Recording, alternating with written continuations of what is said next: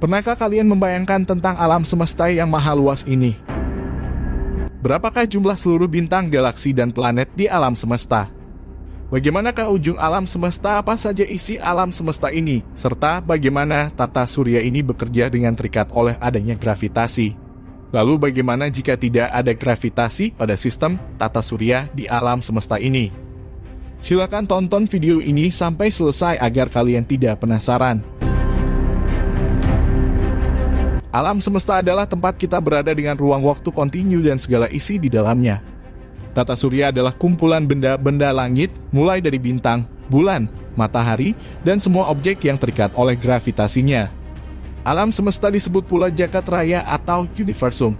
Adalah seluruh ruang waktu kontinu tempat kita berada.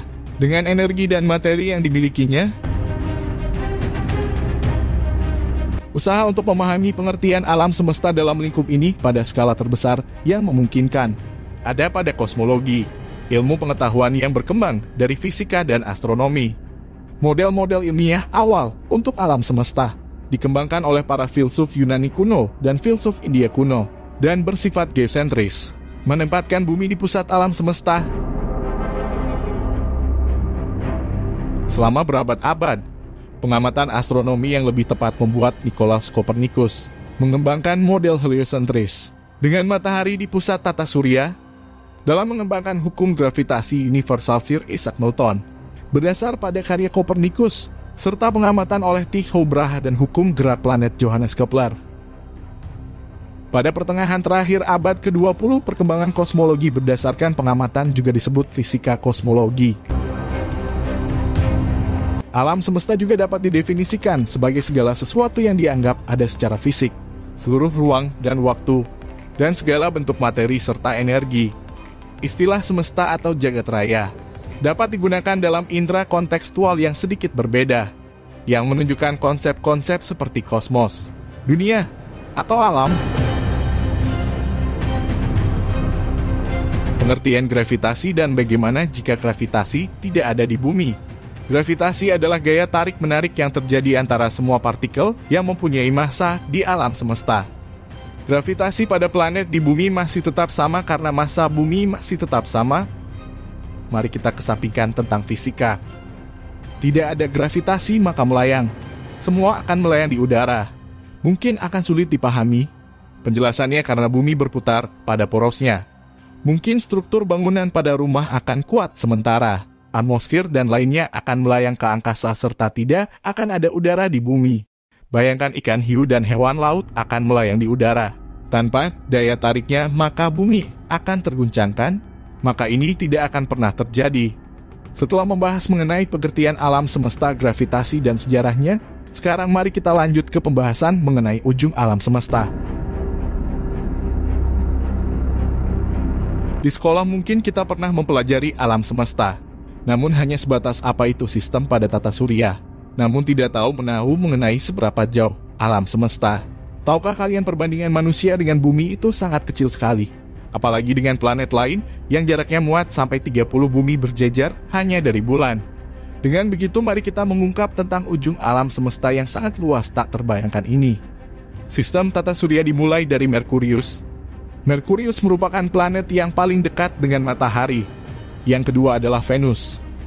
Planet ini merupakan planet kedua yang dekat dengan matahari. Suhu planet Venus bisa mencapai 471 derajat Celcius saat siang hari. Ukuran Venus sedikit lebih kecil dibandingkan dengan bumi. Yang ketiga adalah bumi. Bumi merupakan planet ketiga dalam galaksi Bima Sakti. Di bumi inilah kehidupan makhluk hidup berlangsung. Bumi memiliki satelit yang bernama bulan. Yang keempat, planet Mars. Mars adalah planet keempat dari matahari. Planet ini juga disebut sebagai planet merah. Kandungan debu pasir yang banyak membuat Mars terlihat kemerahan. Suhu planet Mars rata-rata sebesar 60 derajat Celcius. Yang kelima adalah planet Jupiter. Planet kelima dari matahari ini merupakan planet terbesar di tata surya. Jupiter terbentuk dari gumpalan gas terutama helium dan hidrogen. Jupiter memiliki banyak satelit yang mengitarinya. Yang keenam adalah planet Saturnus. Saturnus merupakan planet terbesar kedua di galaksi Bima Sakti. Planet ini mudah dikenali karena adanya cincin yang mengelilingi Saturnus. Yang ketujuh, planet Uranus. Planet ini merupakan planet pertama yang ditemukan dengan bantuan teleskop. Dari luar, Uranus memiliki warna biru kehijauan.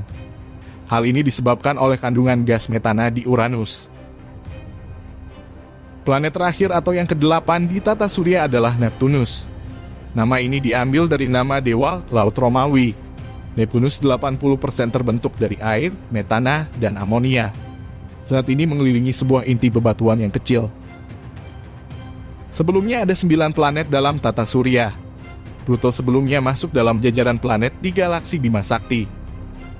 Pluto dikeluarkan dalam daftar planet karena tidak memenuhi 3 unsur planet.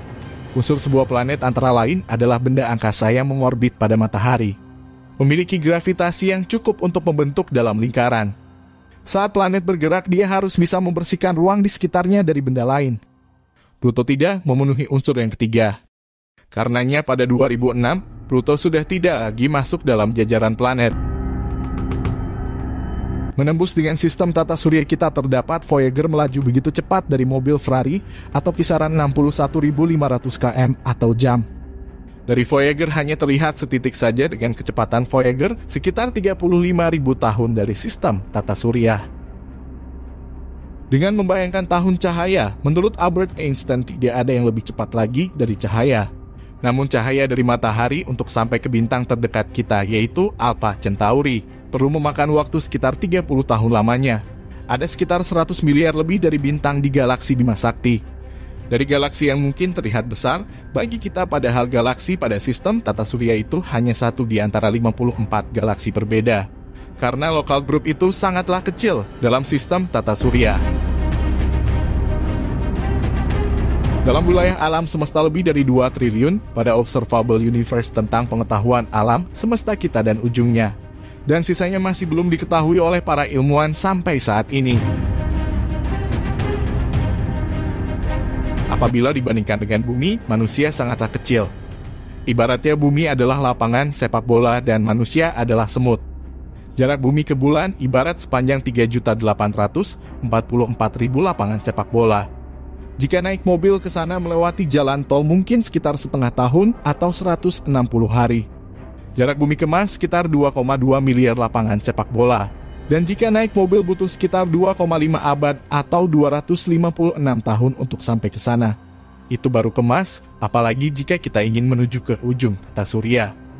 Jika naik mobil mungkin sekitar 5.022 tahun lebih untuk sampai ke ujung tata surya.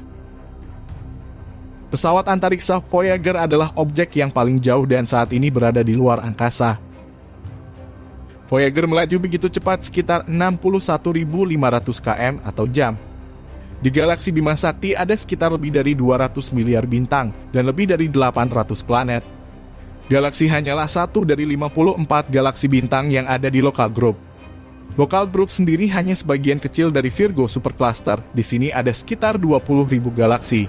Tapi ternyata Virgo Supercluster hanyalah sebagian kecil dari Laniakea Supercluster, isinya ada sekitar 100.000 galaksi. Sedangkan Laniakea Supercluster hanyalah sebagian kecil dari Observable Universe, tempat di mana ada sekitar 2 triliun galaksi. Inilah batas akhir yang saat ini diketahui mengenai besarnya alam semesta yang ada. Pada video kali ini, kita bukan mengajarkan tentang seberapa besar alam semesta, tapi mengajak kita berpikir tentang seberapa kecil kita sebagai manusia dalam alam semesta. Dengan menyadari hal ini, kita akan semakin tunduk dan menyerah akan kebesaran Tuhan Sang Pencipta alam semesta. Dan kita sadari bahwa kita adalah hamba Tuhan yang lemah. Tidak pantas sombong dan angkuh di alam semesta ini. Hingga detik ini mengenai ujung alam semesta dengan gravitasinya masih menjadi misteri. Dan belum terpecahkan dikarenakan alam semesta begitu luas dan keterbatasan manusia sebagai makhluk ciptaan Tuhan.